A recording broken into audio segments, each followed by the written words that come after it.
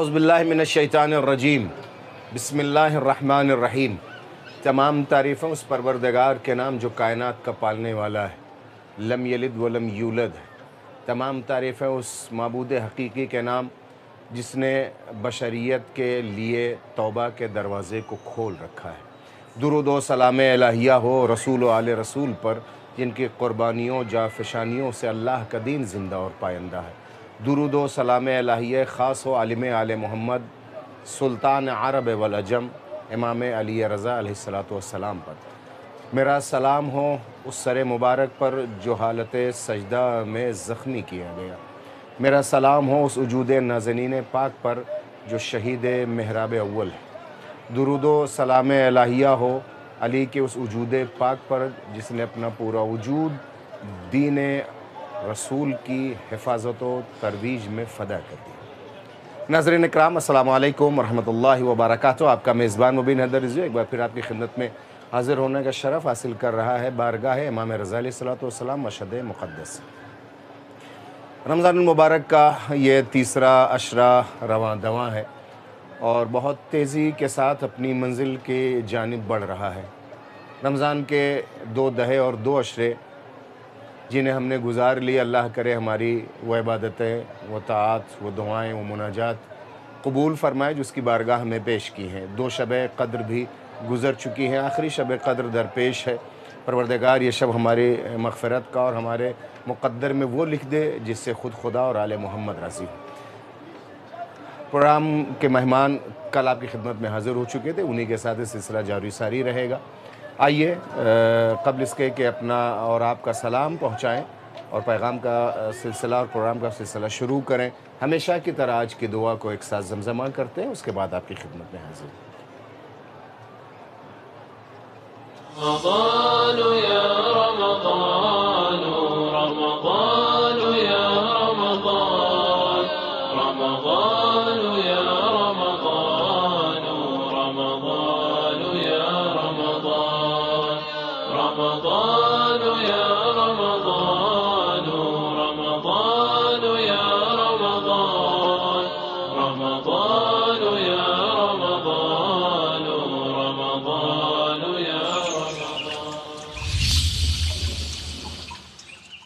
بسم الله الرحمن الرحيم اللهم افتح لي فيه أبواب فضلك وأنزل علي فيه بركاتك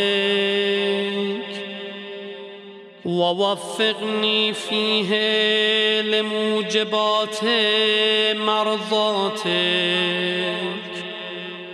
وأسكنني فيه بحبوحات جناتك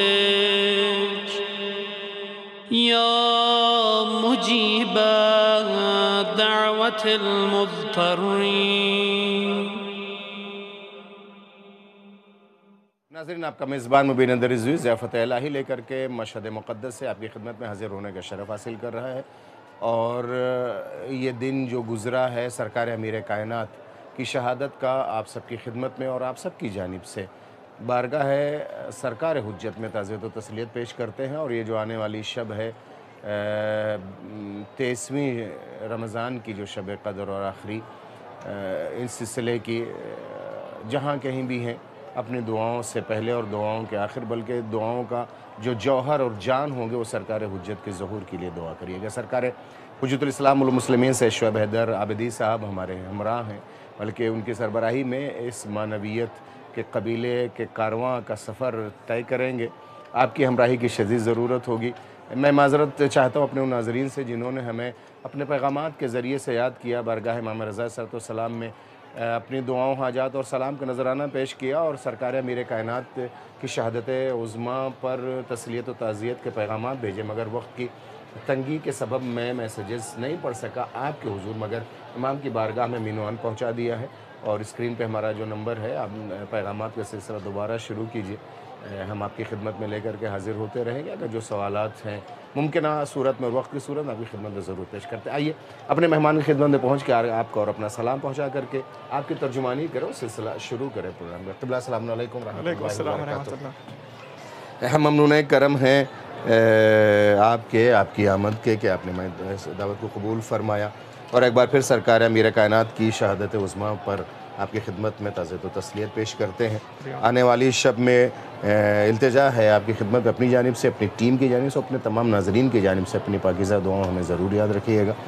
اور جو ناظرین کے سوالات ہوں گے ممکنہ صورت میں اگر ہوں گے ہم آپ کی خدمت پیش کریں گے. لیکن جس موضوع پر ہماری گفتگو ہے وہ تہذیب نفس کا سلسلہ ہے. اور آج کل تو مقدماتی گفتگو تھی, ایک طرح کا تعارف تھا کہ آئندہ کن دنوں میں کن موضوعات پر ہم گفتگو کریں. اگر آپ کی زبانی جاننا چاہتا اور وقت نے ساتھ نہ دیا, مختلف موضوعات کے تحت آج جس پر ہم روشنی ڈالنے کی کوشش کریں گے آپ کی جانب سے اور آپ کے توسط سے, وہ یہ ہے کہ قرآن کریم میں جو خود سازی ہے اس کی کیا اہمیت ہے. بسم اللہ. بسم اللہ الرحمن الرحیم. بندہ بھی سلام عرض کرتا ہے. علیکم السلام ورحمۃ اللہ. اور السلام علیکم علی ابن موسیٰ رضا علیہ السلام. تمام مومن مومنات برادران اور خواہران جو پوری دنیا میں موجود ہیں ان سب کی طرف سے ہم یہاں پر امام علی ابن موسیٰ رضا علیہ السلام کے خدمت میں موجود ہیں اور ان طرف سے نائب الزیارہ ہیں. انشاءاللہ اللہ تعالیٰ قبول فرمائے اور سب کو توفیق عطا کرے کہ اس مقدس مقام پر مشہد مقدس میں حاضر ہو سکیں اور ظاہر بن سکیں انشاءاللہ. ماہ مبارک رمضان کے آخری عشرہ رواں دواں ہیں اور بہت تیزی کے ساتھ لمحات آگے بڑھ رہے ہیں. اس سلسلے میں پہلے ایک روایت عرض کریں گے رسول اللہ صلی اللہ علیہ وآلہ وسلم سے کہ آپ نے فرمایا کہ الصائم فی عبادۃ وان کان علی فراشہ ما لم یغتب مسلما, کہ جو روزہ دار ہوتا ہے, جو صائم ہوتا ہے, روزہ رکھنے والا ہوتا ہے, وہ عبادت کی حالت میں ہوتا ہے.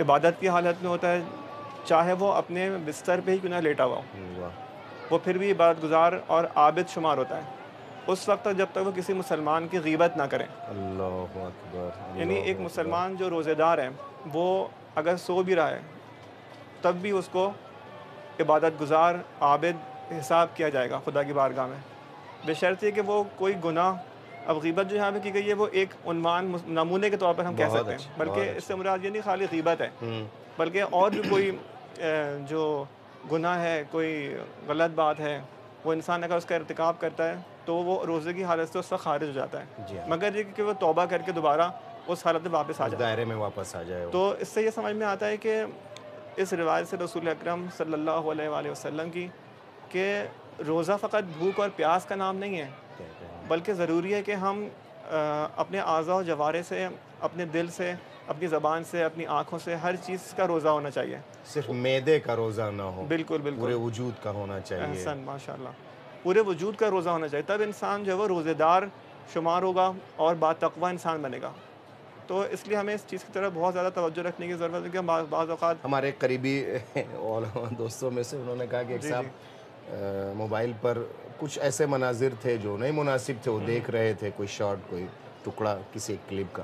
تو روزے کے رمضان گھر میں نے ان سے کہا کہ یہ کیا کر رہے ہو, کہ لیکن اتنا لمبا روزہ بور ہو رہے تھے تو تھوڑا سا انجوائے کرنے لگے. تو انہوں نے کہا انجوائے کا مطلب یہ نہیں ہے یا بور ہو, خدا نہ خاصا کہ آدمی جیسے آپ نے فرمایا حدیث پیغمبر کے ضمن میں کہ آدمی ہوتا ہے کہ لیٹے لیٹے تھکان ہو جاتی, بور ہونے لگتے, تو کچھ ایسی جانب نہ چلے جائیں جو خدا اور رسول علیہ رسول کو پسند نہ ہو. آپ نے بڑی اچھی بات کہی کہ یہ غیبت ایک نمونے کے طور پہ کہا ہے. ہر وہ عمل جو غضب الہی اور ناراضگی رسول علیہ رسول کا سبب ہو اور وہ پسند نہیں. بالکل. اس کے بعد ہم چلتے ہیں, آج امام علی علیہ السلام کی شہادت کا دن تھا, ہم نے دن گزارا ہے, تو اس حوالے سے ایک دو جملے عرض کریں گے تو پھر اپنی اگلی جو بحث ہے اس کو کنٹینیو کریں گے. ہمارا یہ جو بات ہے یہ بھی اسی سے ایک مربوط ہے. ہم لوگ کی گفتگو تھی خود سازی کے اوپر, تہذیب نفس کے اوپر. تو تہذیب نفس کی مختلف پہلو ہیں کہ انسان اپنے عبادت کے لحاظ سے اپنے آپ کو منظم کرے, عبادات کے لحاظ سے اپنی آنکھوں کو, اپنے ہاتھ پیروں کو خدا کی راہ میں استعمال کرے, زبان کو اپنی, جیسے ہم نے ابھی روایت بھی پیش کی, اس میں ایک بہت اہم جو چیز ہے جس کو ہمیں خیال رکھنا ضروری ہے خود سازی کے اندر, وہ ہماری بصیرت ہے, شعور ہے. بہت اچھا. خصوصاً سیاسی حوالے سے اگر ہم دیکھیں, پولیٹیکل انالیسز کرنا اور بصیرت سیاسی یعنی عام جو کچھ ہمارے زمانے میں ہو رہا ہے اس کے بارے میں پورا علم ہونا، بہت اچھی اور بات. ظاہری طور پہ جو کچھ ہو رہا ہے اور اس کے پشت پردہ اس کے بہت پیچھے جو عوامل ہیں اس بہت کا اچھا. تجزیہ کرنا، تحلیل کرنا، انالیسس کرنا، اور صحیح معنوں میں اس کی شناخت کرنے کا حق کیا ہے. کیونکہ ایک چیز ظاہریت ہوتی ہے جو ہمیں ظاہر پہ نظر آ رہی ہوتی ہے، بعض چیزیں اس کے پیچھے ہوتی ہیں. جو اہل حق لوگ ہوتے ہیں، اہل حق علماء ہوتے ہیں، بابصیرت علماء ہوتے ہیں، وہ اس چیز کو سمجھ سکتے ہیں. جو دوربین اور دوررس دوربین ہوتے ہیں بالکل. وہ اس کو اب ہر دیکھیں پہلو سے دیکھتے ہیں اور اس کو سمجھتے ہیں. بالکل. جی اب وہ چیز جو باعث بنی کہ امام علی امیر المومنین علیہ السلام جیسی عظیم شان شخصیت اپنے زمانے کی اعلیٰ ترین علم کے لحاظ سے، اخلاق کے لحاظ سے، جہاد کے لحاظ سے، غریبوں کی مدد کے لحاظ سے، یتیموں کی کفالت کے لحاظ سے، علم کے لحاظ سے، اب ہر لحاظ سے امام المومنین تھے اور امیر المتقین تھے. آپ کیا چیز باعث بنی کہ جس بندے نے ان کو آ کے شہادت پہ پہنچایا اور اپنے ہاتھوں کو امام علی علیہ السلام، مولا علی جیسے شخصیت کے کہ خون سے رنگا رنگین کر لیا. اور ارتکاب کیا ایسے گناہ کا، اس کے پیچھے کیا وجہ تھی؟ تو جب ہم تاریخ کا مطالعہ کرتے ہیں تو یہ چیز سامنے آتی ہے کہ وہ لوگ جنہوں نے یہ حرکت انجام دی، پورا ایک گروہ تھا وہ، اور وہ بڑے مقدس معاب لوگ تھے. ظاہر طور پر بڑی بڑی داڑھیاں، سجدے کے نشان، روزہ رکھنے والے، حتیٰ نماز شب پڑھنے والے، سحر میں اٹھنے والے، راتوں میں ان کی تلاوت کی آواز گنگناتے تھے اور لوگ ان کو بعض اوقات حسرت کرتے تھے کاش ہم ان کی طرح سے. امام علی علیہ السلام نے کہا کہ تم جب وہ ان کے واقعہ نہروان کا ہوا، جی ہاں جی ہاں. اس کے بعد گزر رہے تو کہا کہ تم اسی طرح چاہتے تھے، ان کی طرح کہ تم بنو، اب دیکھو ان کا کیا حال ہے. اور یہ وہی لوگ ہیں کہ جو پوچھا کہ یا علی کس چیز نے ان کو یہاں تک پہنچایا، تو کہا ان کی خواہشات نفسانی تھی. جو خواہشات نفسانی ان کی تھیں، اس کے بعد شیطان نے ان سے آ کے استفادہ کیا اور ان کو برے راستے پہ ڈال دیا. اس کمزوری کا شیطان نے بھرپور فائدہ اٹھایا. اور اس کی سب سے بڑی وجہ یہ تھی کہ بظاہر تو وہ عبادت گزار تھے، لیکن ان کے اندر پولیٹیکل انالیسس نہیں تھا، سیاسی بصیرت نہیں تھی. بصیرت نہیں تھی. مثلا جنگ صفین میں آپ دیکھیں کہ ظاہری طور پہ وہ لوگ دھوکہ کھا گئے. جب قرآن کو علم کیا گیا اور خود مولا علی علیہ السلام فرمانے کی یہ ایک ظاہری دھوکہ ہے، اس سے مت آؤ. قرآن ایک تم لوگوں کو فریب دینے کے لیے، تمہارے چونکہ تم لوگ ظاہر بین ہو، تم خالی ایک چیز کا ظاہر دیکھ کے تم سمجھتے ہو یہی حقیقت ہے. اس ظاہر کے پیچھے جو مسئلہ تھا وہ تم لوگ نہیں سمجھ رہے ہو، تم کو میں بتا رہا ہوں. یہ ایک دھوکہ ہے، تم معاویہ کی چالوں سے مت اس سے گھبراؤ، اس سے فریب میں نہیں آؤ. وہ شخص ایسا کہ میں اس کو پہچانتا ہوں وہ کیا چیز ہے، تم لوگ اس کے ظاہر میں نہیں آؤ. لیکن وہ لوگ انہوں نے بات نہیں مانی اور اس کے بعد بڑھتی بڑھتی پہنچ گئی کہ امام علی علیہ السلام کے شہادت تک. تو اس سے ہمیں ایک سبق ملتا ہے کہ ہم اپنی سیاسی بصیرت کو حتماً بڑھائیں، اور اگر ہم خود نہیں پہنچ سکتے، خود ہم میں اتنے توانا نہیں ہیں، ہم اپنا کاموں میں لگے ہوئے زندگی میں، تو جو لوگ اہل بصیرت ہیں، بابصیرت لوگ ہیں، ان سے استفادہ کریں، ان کو فالو کریں ایسے علماء کو اپنے معاشرے میں.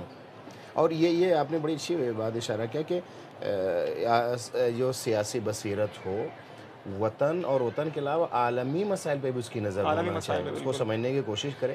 عالمی میں نے اس لیے اشارہ کیا کہ ممکن ہے کسی ایک ملک میں کوئی کلپ بنائی جائے اور اب تو بڑی آسان ہو گئی چیزیں، وہ دنیا میں سے وائرل کی جائے اور مختلف زبانوں میں اس کا ترجمہ بھی کیا جائے. بالکل. کسی ایک ملک میں کسی ایک وہاں کی زبان میں بنی، پھر اس کا مختلف زبانوں میں ترجمہ ہو کر کے صرف ایک ویڈیو کلپ ہو یا فلم ہو یا سیریل ہو کچھ ہو، اور اس کے بیس پر اپنے عقیدہ سازی نہ کرنا شروع کر دیں یا فیصلہ نہ کرنا شروع کر دیں. وطن اور عالمی دونوں سیاسی بصیرت کی ضرورت. جیسا آپ نے فرمایا بہت اچھی بات. اگر آپ کو وہ مرحلے پہ آپ نہیں ہیں، اس مرحلے پہ یا نہیں جانتے، تو کم سے کم جو لوگ ایکسپرٹ ہیں، اس کے جو ماہرین ہیں، ان کا اتباع کریں پلیز. بسم اللہ حضور. جیسے ہمارے یاسر آ کے ان کو بتاتے تھے، خود امام علی علیہ السلام کو بتاتے تھے کہ سیاسی بصیرت ان کو دے رہے ہیں. مسئلہ ان کے ساتھ یہ تھا کہ خوارج کے ساتھ کہ وہ خود بھی نہیں خشک مغز سے بصیرت نہیں رکھتے تھے، لیکن جو ان کو بتا رہے ہیں وہ بھی قبول نہیں کر رہے ہیں. ہمارے یاسر ان کو آ کے بتا رہے ہیں، خود امام علی علیہ السلام کا تبیین کر رہے ہیں، مسئلے کی وضاحت کر رہے ہیں، لیکن اس کو نہیں سمجھنے کو تیار ہیں. تو پھر ان کے بھی وہ انجام ہوا جو تاریخ کے عبرت کا نشان بن گئے. قبلہ اجازت ہے مولانا کمل نورانی صاحب کی بات سنیں، اس کے بعد سلسلے کو جاری رکھتے ہیں. ناظرین، اس پروگرام کا اٹوٹ حصہ جو ہمیشہ، بلکہ یہ کہوں کہ 2 ہفتے 2 دہے سے اور 2 اشرے سے ہمارے ساتھ ہیں اور انشاءاللہ پروگرام کے آخر تک ساتھ ہوں گے. کمل نورانی صاحب کے بیان کو ایک ساتھ سنتے ہیں، مستفید ہوتے ہیں، پھر سلسلے کو آگے بڑھائیں گے.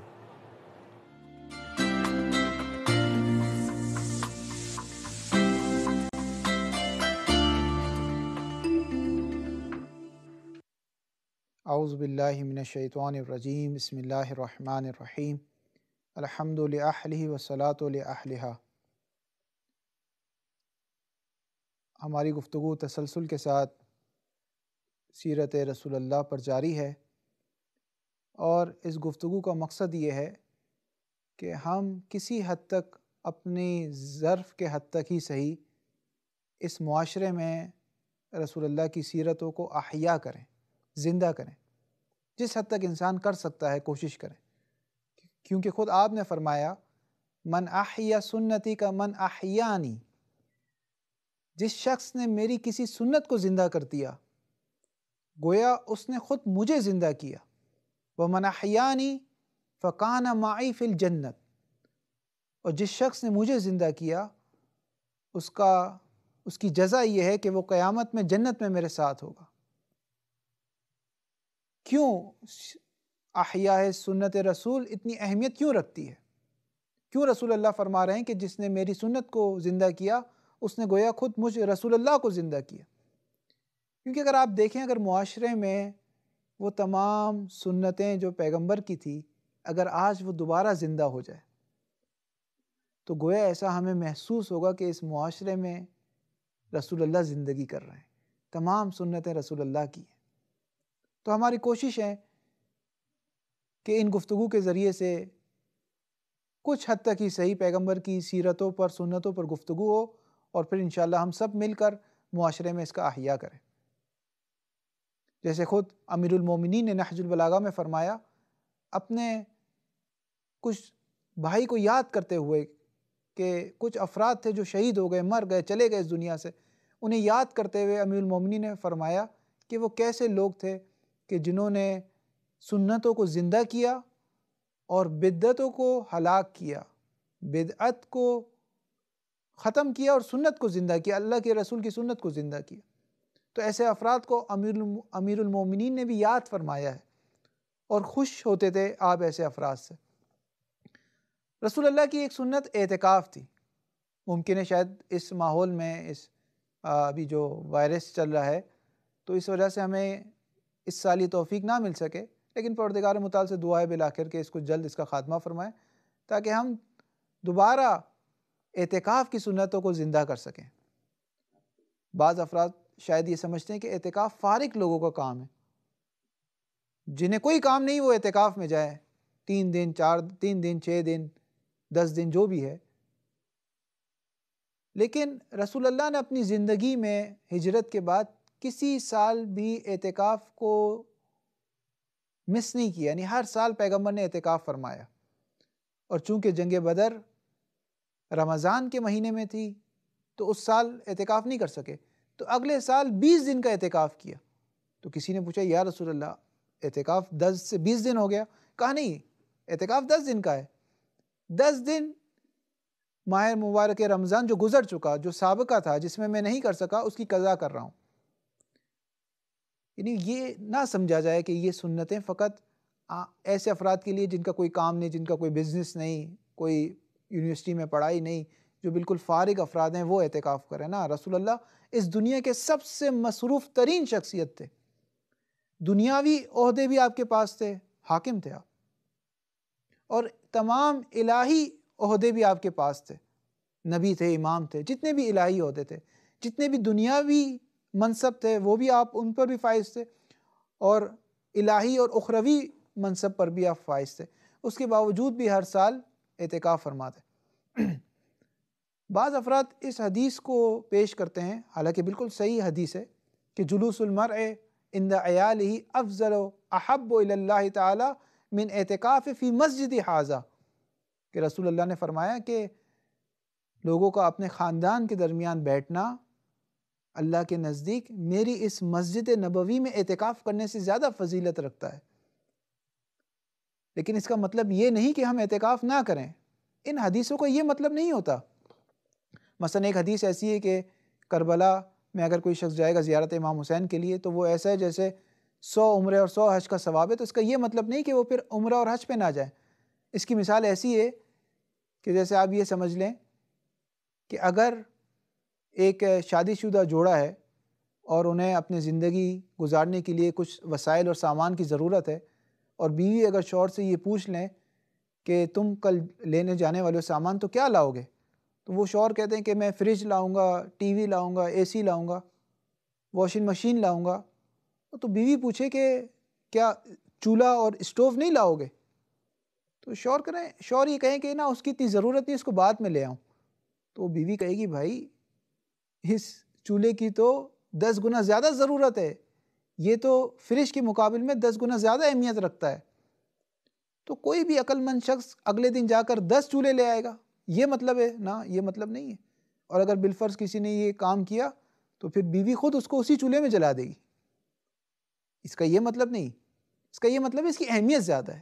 اعتکاف یہ مطلب نہیں کہ اعتکاف میں نہ آ جائے، اس کا مطلب یہ ہے کہ پھر عیال کی اہمیت زیادہ ہے. پروردگار کی اس دعا کے ساتھ کہ ہمیں سنت نبوی کو احیا کرنے کی توفیق عطا فرمائے. وصلی اللہ علی محمد وآلہ الطاہرین.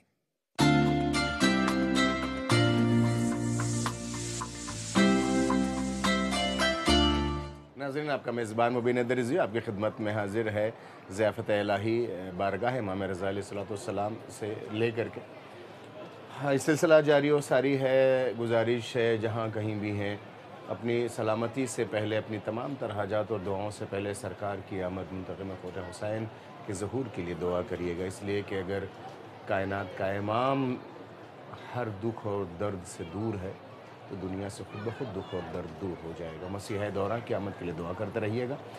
کمیل نورانی صاحب کے بیان کے بعد آئیے سلسلے کو مزید اپنے مہمان کے ہمراہ اس کو آگے بڑھاتے ہیں، اس کارواں کو شعیب حیدر عابدی صاحب کی ہمراہ میں.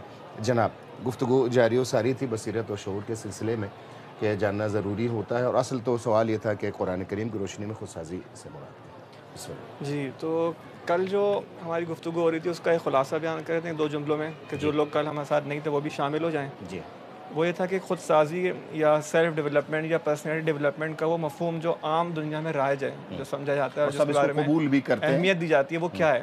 ایک بات یہ تھی. تو اس پہ بات یہ تھی کہ عموماً ہم کو ایسے کورسز کرائے جاتے ہیں مختلف ممالک میں، انسٹیٹیوٹس ہوتے ہیں کیریئر ڈیولپمنٹ کے لیے، ایجوکیشن ڈیولپمنٹ کے لیے، پروگریس کے لیے. اس میں مراد یہ سمجھی جاتی ہے عموماً پرسنالٹی ڈیولپمنٹ سے کہ آپ کو ایسی ٹیکنیک سکھائی جائیں، ایسے طریقے سکھائے جائیں، ایسی کیز آف سکسیس دی جائیں جس میں آپ دنیا میں ایک اچھے اور کامیاب انسان بن جائیں. آپ کو اچھا کاروبار مل جائے، آپ پڑھائی میں آپ کامیاب ہو جائیں، ایجوکیشن آپ کی اچھی ہو جائے، نمبرز اچھے آ جائیں آپ کے لوگوں کے ساتھ کیسے اپنے بزنس کو آپ چمکا دیں یا لوگوں کے دلوں میں گھر کر لیں. مختلف کتابیں اس موضوع پہ ہیں، مختلف کورسز کرائے جاتے ہیں جس کا الٹیمیٹ جو مقصد ہوتا ہے، گول ہوتا ہے، وہ یہی دنیا ہوتی ہے. اس دنیا میں آپ کچھ دن شاد و آباد اور خوش رہ لیں. لیکن ہماری جو مراد ہے وہ خود سادی سے، وہ اس سے بہت زیادہ اعلیٰ مقصد کے اوپر ہے جو اللہ تعالیٰ نے مقصد انسان کو دیا ہے کہ وہ رضا خدا حاصل کریں اور آخرت کے لیے کوشش کریں. اس دنیا کو ایک پل کی حیثیت سے دیکھیں اور اپنی شخصیت کو، خود سازی کو، سیلف ڈیولپمنٹ کو، پرسنل ڈیولپمنٹ کو اس طرح سے کریں کہ اس دنیا سے جب وہ جائے تو اس کا پروردگار اس سے راضی ہو اور اصل کامیابی کے ساتھ جائے. بالکل.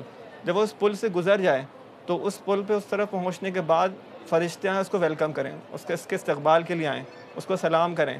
اور امام علی علیہ السلام اور دوسرے ائمہ ہماری شفاعت کے لیے تشریف لائیں، ہمیں ویلکم کریں آگے اور ہمیں آنے سے خوش ہوں اس دنیا میں. تو ہمارا جو ہدف ہے وہ اعلیٰ مقصد ہے. اس کے لیے ضروری ہے کہ ہم اپنے آپ کو برائیوں سے پاک کریں، اپنے نفس کو، اور اس کو خوبیوں کے اور نیکیوں کے راستے پہ لگائیں پروردگار کے ہدایت کی روشنی میں اور عام معصوم علیہ السلام کی ہدایت کی روشنی میں. تو کل کی گفتگو اس کا خلاصہ. میں اجازت دوں، آپ جملہ آپ اگر فرمیہ صاحب نے کہا کہ جب انسان کسی بھی ڈگری کو حاصل کر لے، سکسیز اور کامیابی کی زینے کو طے کر کے منزل پہنچ جاتا ہے، عموماً زندگی ہی اس کی کامیابی کا راز ہوتے ہیں. جس بھی ڈگری کو حاصل کیا، کسی نج باڈی میں پہنچ گئے، وائس چانسلر، جو بھی دنیاوی عہدے، لیکن یہ ساری کامیابیاں حیات اور زندگی تک ہوتی ہیں. لیکن میں نے دنیا کے سب سے سکسیسفل مین کو دیکھا کہ جب وہ بساط حیات کو سمیٹ رہا ہے بارگاہ عالیہ میں جانے کے لیے اللہ کے، تو کہہ رہا ہے کہ میں سکسیس ہو گیا اور کامیاب ہو گیا. امیر کائنات. بہت اچھی بات کیا، زبردست، بہترین. جی. اس کے برعکس ہم نے ایسے لوگوں کو بھی سنا، بعض اساتذہ نقل کیا کر کے ایسے لوگ ہیں دنیا میں جو ان کے پاس آئے ہمارے اساتذہ اخلاق کے پاس. جی. اور انہوں نے کہا کہ آغا ہم نے اپنی زندگی جو ہے وہ کافی درس پڑھانے میں اور اس میں تدریس میں، ٹیچنگ میں گزاری، بڑی کامیاب زندگی، بڑے ہمارے اطراف میں لوگ تھے، بڑا ہجوم تھا ہمارے ارد گرد. لیکن اب ہم دیکھ رہے ہیں کہ ہمارا ہاتھ خالی ہے. جب ہم خدا کے سامنے کیا لے کے جائیں گے؟ اگرچہ ہم نے بڑی کتابیں لکھی، ہم نے بڑے نام کمایا ہے، بڑی شہرت کمائی ہے، لیکن خدا کے سامنے جانے کے لیے ہمارا ہاتھ خالی ہے. تو اب ہم کیا کریں؟ تو اب وہ اساتذہ اخلاق کے پاس آتے ہیں کہ ہمیں بتائیں کہ ہم جو حقیقی زندگی ہماری جو دلوں کو آباد کرنے والی ہے، اس کی طرف ہمیں رہنمائی کریں. تو یہ ہماری گفتگو ہے. جی تو اب آج کی جو گفتگو تھی موضوع تھا کہ قرآن کریم کی روح سے ہم خود سازی یا تہذیب نفس یا تزکیہ نفس کے اوپر گفتگو کریں انشاءاللہ. جی تو اللہ تعالیٰ توفیق دے اس کو آگے بڑھاتے ہیں.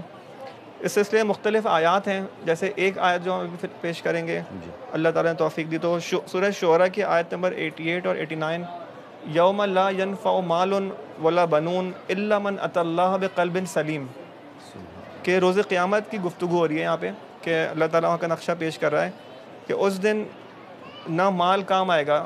یوم لا ینفع مال ولا بنون نہ بیٹے کام آئیں گے اولاد کام آئے گی. الا من اتی اللہ بقلب سلیم سوائے اس کے کہ جو شخص قلب سلیم کو اپنے ساتھ اپنے ہمراہ وہاں روز قیامت لے کے آئے خدا کے سامنے.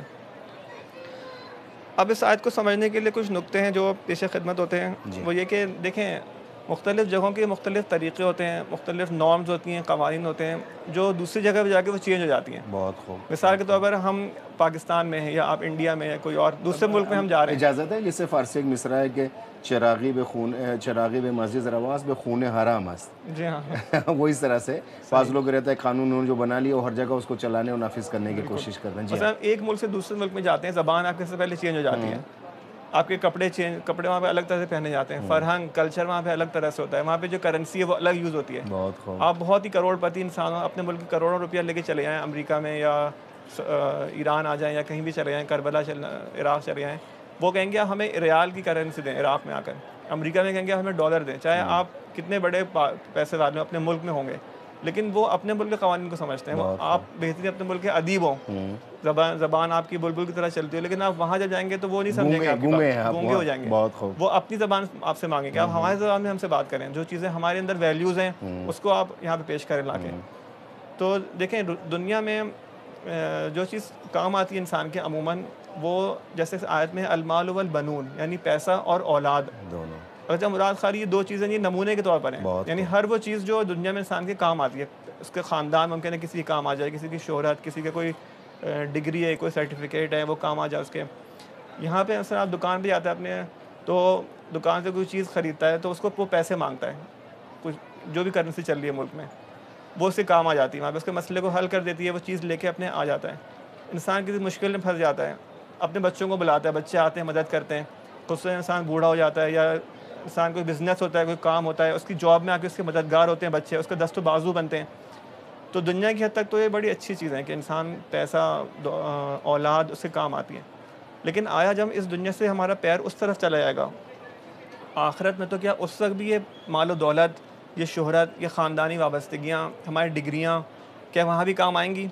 تو قرآن کا جواب ہے منفی میں. قرآن کہتا ہے نو, یوم لا ینفع مال ولا بنون, آج کے دن آپ کا پیسہ, آپ کی ڈگری, آپ کے اولاد کچھ بھی کام آنے والے نہیں ہیں. الا من اتی اللہ بقلب سلیم, سوائے اس بندے کے جو اپنے ساتھ قلب سلیم لے کر آیا ہو.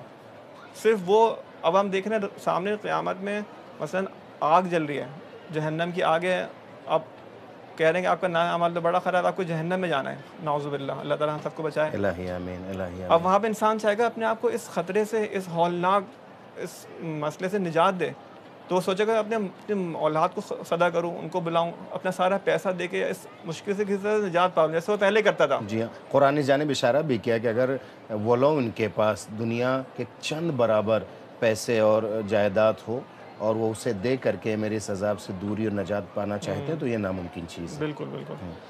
تو وہاں پہ یہ چیزیں قابل قبول نہیں ہوں گی جو دنیا میں قابل قبول ہوتی تھی. نجات دینے کے لیے مشکل میں پھنس جایا کرتے تھے, پیسہ لے آتے تھے, اپنا جان چھڑا لیتے تھے اپنی, لیکن وہاں پیسہ دے کے اولاد کو بلا کے ہم اپنی جان نہیں چھڑا سکتے.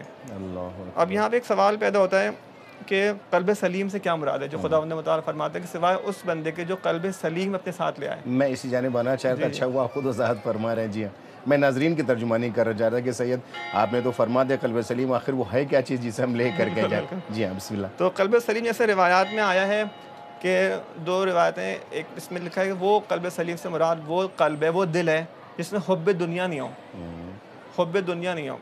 اور دوسری روایت میں کہ لیس فی احد سواہ, یعنی جس دل کے اندر اللہ تعالیٰ کے علاوہ کچھ بھی نہ ہو, خالص خالص پیور, جیسے صاف اور زلال پانی یعنی وہ آئینہ ہے, اس میں جب دیکھیں یا تو دنیا ہی نہ دکھائی دے, اور اگر دکھے تو صرف خدا دکھے اور کچھ نہ دکھائی دے. بالکل.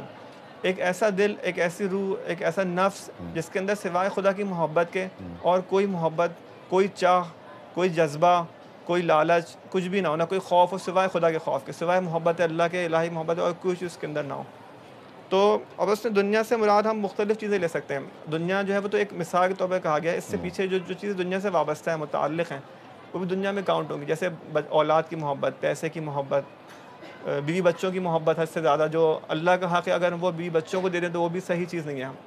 غرض ان کا حقوق ادا کرنے کو کہا گیا کہ انسان اپنے مراحل و محبت محدودیت رکھے، ہے۔ لیکن اصل جو کہا گیا قرآن کے والذین آمنوا اشد حبا للہ، کہ جو لوگ ایمان لاتے ہیں وہ شدید محبت، عشق جو کرتے ہیں وہ اللہ سے کرتے ہیں۔ بہت خوب۔ اگرچہ خدا نے حکم دیا ہے کہ بیوی بچوں سے ہی محبت کرو، لیکن وہ جو درجہ محبت کا عشق کا درجہ ہے وہ صرف مخصوص خداوند متعال سے ہے۔ بہت خوب، بہت خوب۔ اگر ہم بیوی بچوں سے محبت کرتے ہیں یا ہم پیسہ کماتے ہیں، پیسے کی نفی قرآن میں نہیں ہے کہ آپ دولت نہ کمائیں یا تعلیم حاصل نہ کریں، گھر نہ بنائیں، یہ سب کہا گیا کرو، بلکہ اس کو جہاد بھی کہا گیا کہ جو انسان اپنی بیوی بچوں کے راستے میں محنت کرتا ہے اور رزق اور روٹی کمانے کے گھر سے نکلتا ہے، وہ مجاہد فی سبیل اللہ ہے۔ سبیل اللہ ہے، جی ہاں۔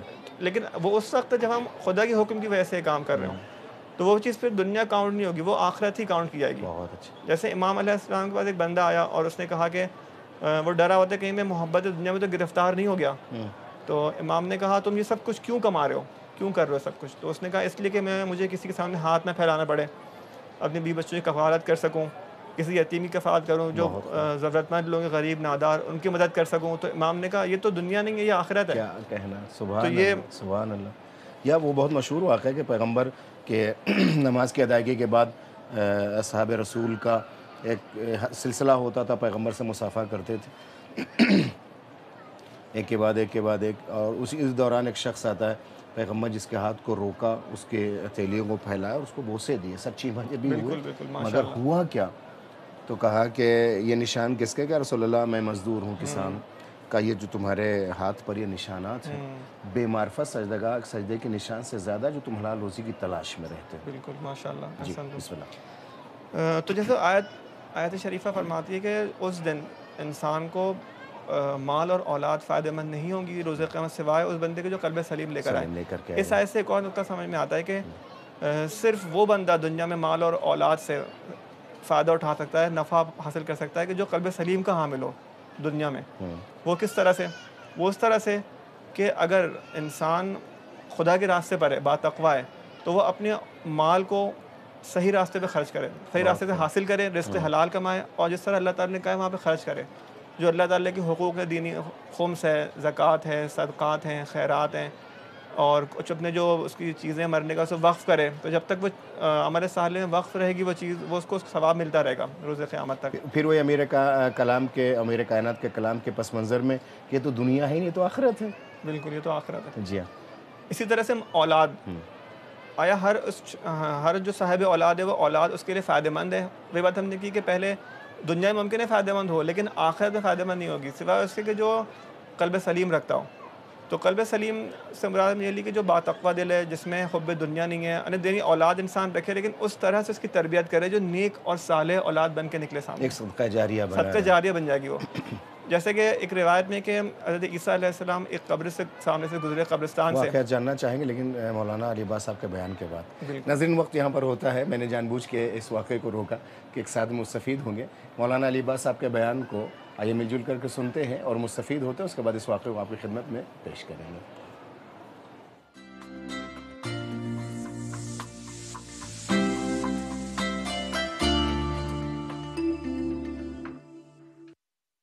اعوذ باللہ من الشیطان الرجیم، بسم اللہ الرحمن الرحیم۔ یا ایہا الناس انا خلقناکم من ذکر وانثی وجعلناکم شعوبا وقبائل لتعارفوا ان اکرمکم عند اللہ اتقاکم ان اللہ علیم خبیر۔ صدق اللہ العلی العظیم۔ محترم ناظرین، السلام علیکم ورحمۃ اللہ وبرکاتہ۔ پروردگار نے انسانوں کو مختلف صورتوں میں خلق کیا۔ کیوں اس طرح سے خلق کیا؟ برخلاف جانوروں کے۔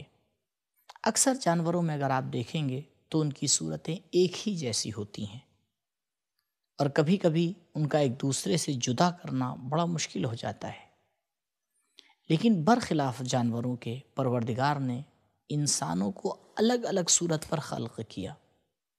حتیٰ جو دو جڑواں بھائی یا جو دو جڑواں بہنیں بھی اگر ظاہری طور پر شکل میں ایک طرح کی ہوں، پھر بھی کچھ نہ کچھ فرق ہوتا ہے کہ سمجھنے والا سمجھ ہی جاتا ہے۔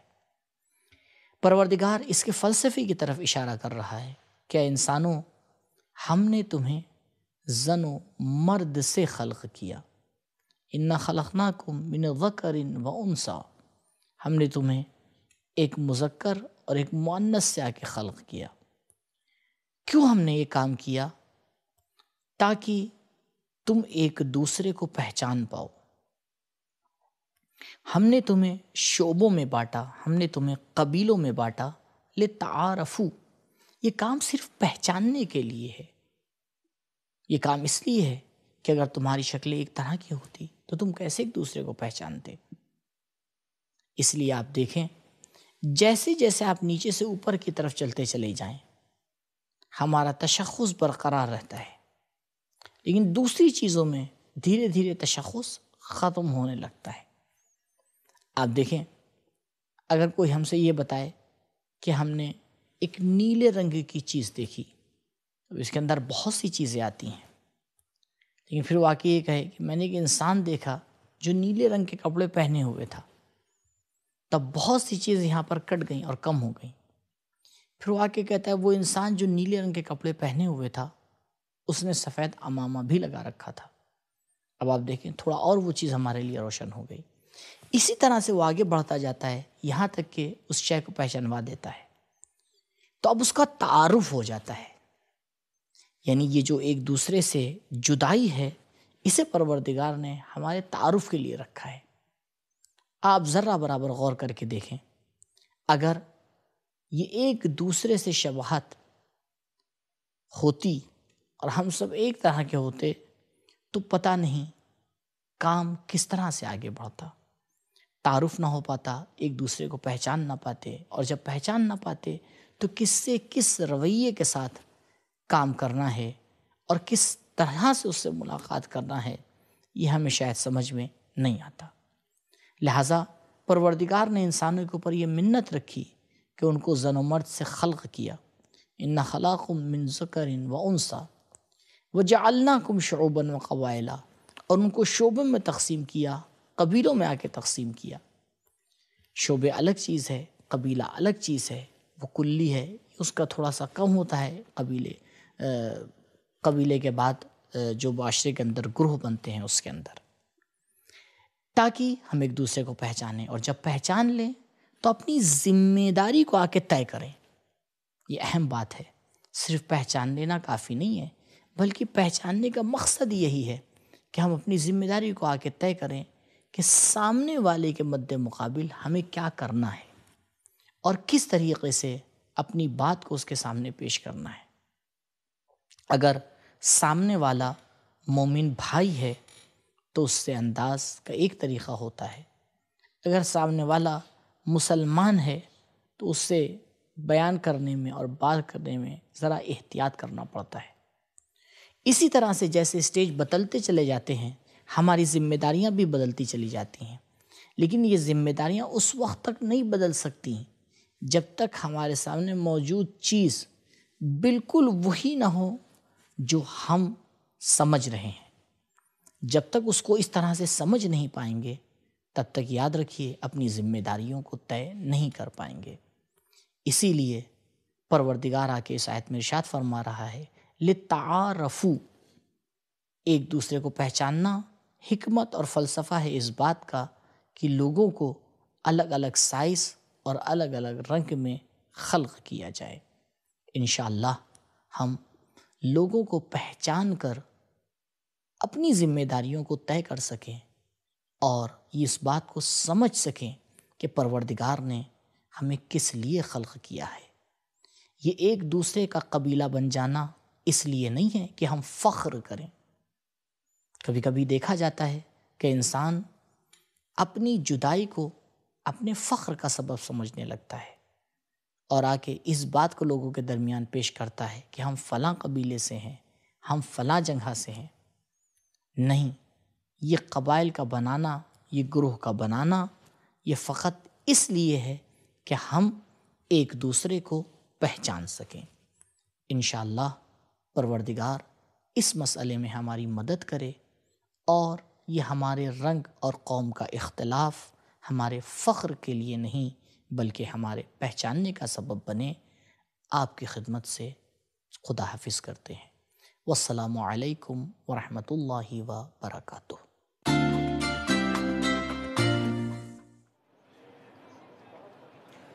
ناظرین، آپ کا میزبان مبین رضوی آپ کی خدمت میں حاضر ہے، سلسلے کو آگے بڑھاتے ہوئے بارگاہ امام رضا علیہ السلام سے اپنے عزیز مہمان برادر عزیزم سرکار مولانا جناب شعیب حیدر عابدی صاحب کے مراہم۔ ناظرین، جیسا کہ آپ واقف ہیں، میں ایک بار پھر معذرت چاہتا ہوں کہ 3 دنوں سرکار میرے کائنات کے شہادت کے دنوں کی وجہ سے میں آپ کے پیغامات نہیں پڑھ سکا۔ میں نے امام کی بارگاہ پہنچایا اور آج آخری دورانیہ آدھا حصہ تقریباً آپ کا ہوتا بلکہ پورا یہ ہوتا ہے، مگر کبھی چونکہ بات ادھوری رہ جاتی ہے تو عالم دین کی خدمت میں پہنچ کر کے اس سلسلے کو مکمل کرتے ہیں۔ آئیے جلدی سے مہمان کی خدمت پہنچے اور ان کی بات کو مکمل کر لیں قدرے جہاں تک ممکن ہو، اس کے بعد فوراً اور بلا فاصلہ آپ کے پیغامات کو آپ کی خدمت میں پیش کریں گے، دعائیں امام کی بارگاہ تک پہنچائیں گے۔ جناب آپ کی خدمت میں۔ جی، تو بات یہ ہوتی کہ سوائے ان لوگوں کے جو قلب سلیم لے کر آئیں اللہ تعالیٰ کی بارگاہ میں روز قیامت، ان کو ان کے علاوہ اور جو لوگ ہیں وہ مال اور اولاد ان کو فائدہ نہیں پہنچائے گی۔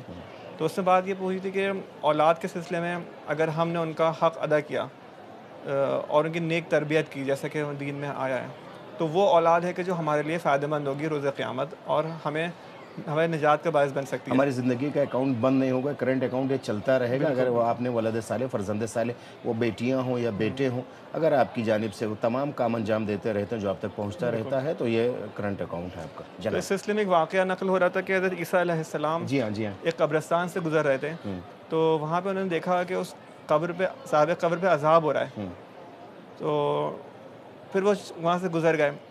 کچھ عرصہ گزر گیا، ظاہر 1 سال گزرا، دوبارہ وہاں سے گزرے، دیکھا اب اس قبر پہ عذاب نہیں ہو رہا ہے۔ تو انہوں نے کہا پروردگار اس میں کیا راز ہے کہ پہلے تو اس پہ عذاب ہو رہا تھا اور اب عذاب کیوں نہیں ہو رہا؟ تو آواز آئی کہ اس کا جو بیٹا تھا، اس کا جو فرزند تھا، اولاد تھی ان کی، وہ بڑی ہو گئی ہے اور وہ نیک و صالح اولاد تھی، اس نے کسی یتیم کی کفالت کی ہے، کوئی نیک کام انجام دیا ہے جس کی وجہ سے اس کے اوپر سے عذاب ہٹا لیا گیا ہے۔ یعنی اتنا فائدہ جو ہوا نیک اولاد کا، جیسے کہ امام زین العابدین علیہ السلام فرماتے ہیں کہ وَأَمَّا إِنَّكَ مَسْئُولٌ أَمَّا وَلَّيْتَ مِنْ حُسْنِ الْأَدَبِ وَالدَّلَالَةِ عَلَىٰ رَبِّهِ، کہ رسالۃ الحقوق جو ایک ماہ ناز چھوٹا سا کتاب چاہے بکلیٹ ہے امام زین العابدین علیہ السلام کا ہم تک پہنچا ہے، اس میں انہوں نے چھوٹے چھوٹے پیراگرافس میں مختلف حقوق بیان کیے ہیں مختلف لوگوں کے۔ اولاد کا حق ہے، بیوی کا حق ہے، اور امام جماعت کا حق ہے، مشاور کا حق ہے، اور دوست کا حق ہے، اسی میں حق الاولاد بھی ہے۔ تو اس میں آپ فرماتے ہیں اما حق الولد کہ انک مسئول اما ولیت من حسن الادب، کہ تم اپنی اولاد کے سلسلے میں ذمہ دار ہو، تم سے پوچھ گچھ کی جائے گی روز قیامت کہ تم نے اس کی کیا تربیت کی، کس طرح سے تربیت کی، نیک اور صالح تربیت کی یا نہیں کی۔ بہت خوب۔ اور تمہارا فریضہ اس بات پہ ہے کہ اس کو خدا کی جانب اس کی رہنمائی کرو، اس کو خدا کی طرف، اس کی اطاعت کی طرف لے کے جاؤ اور اس کو نیک اور اچھے آداب اس کو سکھاؤ۔ اس کے علاوہ اور بھی تفصیل ہے، بلکہ میں عرض کروں قبلہ کہ جیسا کہ امام نے فرمایا تمہاری گردن پر کر تم سے پوچھا جائے گا کہ تربیت تمہارے ذمہ، یہ ترقی یافتہ دور ہے، دایوں کے حوالے کر دیا جاتا ہے، نوکرانیوں کے حوالے کر دیا جاتا ہے، تو وہ ساری ذمہ داری وہ دیکھتے ہو بڑی شارٹ کلپ سم سیکنڈز کی وہ بنی کہ وہ ایک بچہ دوڑتا ہوا آتا ہے اور ماں آغوش کو پھیلاتی ہے اور اس کے پیچھے ایک اور بھی خاتون ہے، وہ بچہ دوڑتا ہوا جاتا ہے، اس خاتون کی گود میں دوڑ کے جاتا ہے جو اس کی کفالت کرتی تھی، اسے دیکھ بھال کرتی تھی۔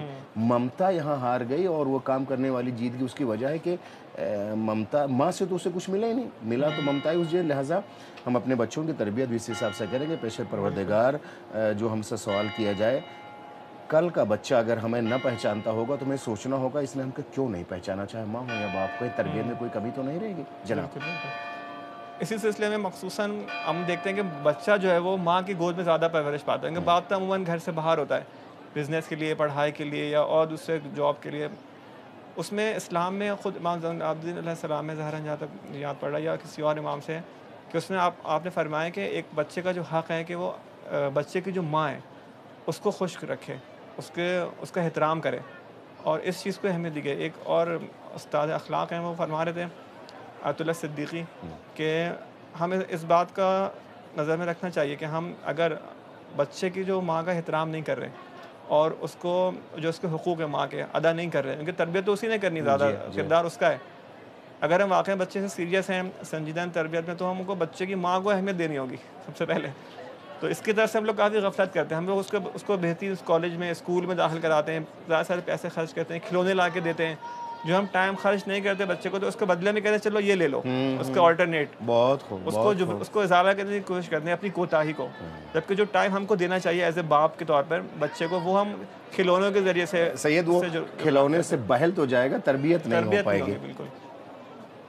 تو اس میں فرماتے تھے کہ اگر آپ کی بد اخلاقی کی وجہ سے، بے احترامی کی وجہ سے، حقوق ادا نہ کرنے کی وجہ سے ماں، اور کیونکہ بچہ بھی چیز دیکھ رہا ہے نا کہ باپ میرا ماں کے ساتھ کیسا سلوک کر رہا ہے، اگر بچہ کی نظر میں ماں کا جو معیار ہے اس کا احترام گر جائے تو ظاہر بچہ بھی بڑا ہو کے وہی کام کرے گا، وہی ممکن ہے بد اخلاقی کرے، گھر میں بدتمیزی کرے ماں کے ساتھ۔